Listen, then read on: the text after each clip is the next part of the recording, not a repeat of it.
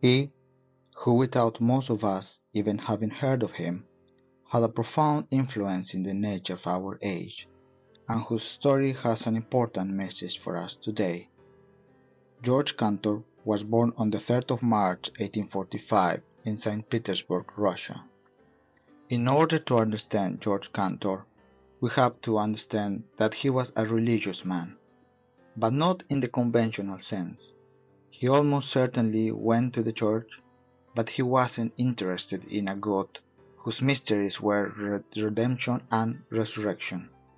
Ever since he was a little boy, he had heard what he called a secret voice, calling him to mathematics.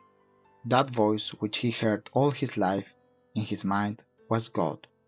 So for Cantor, his mathematics of infinity had to be correct, because God, the truth infinity, had revealed it to him.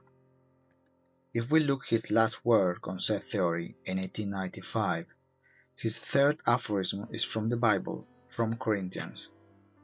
That which has been hidden to you eventually would be brought into the light. He really believed he was the messenger. This theory being hidden, he was God's means of bringing this theory of infinity to the world. There is no contradiction for Cantor between his religious thinking and his mathematics. He understood that his ideas were a gift of God. Maybe he was trying to understand God.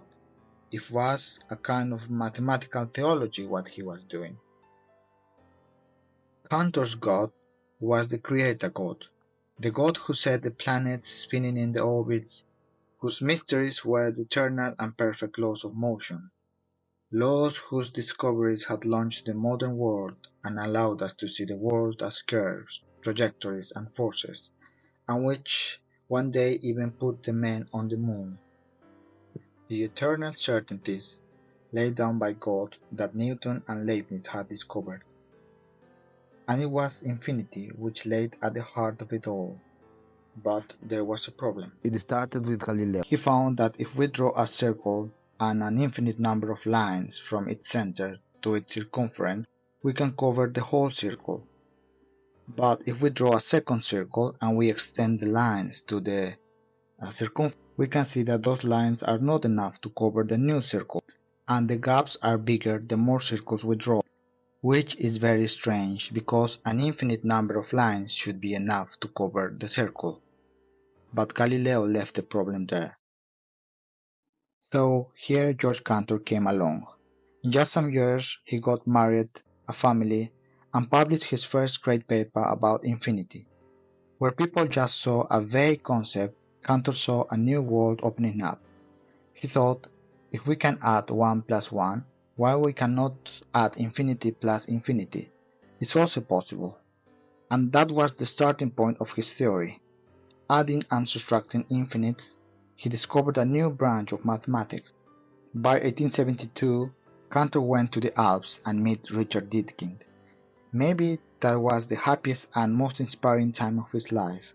He announces a fascinating discovery that beyond infinity, there is another large infinity, and maybe a whole hierarchy of infinites.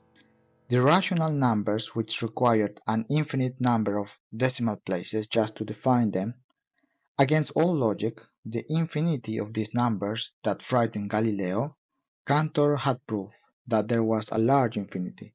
Now we have infinites to which we cannot even give names. His work received attacks from his contemporaries, and he ended up in an asylum, where he died.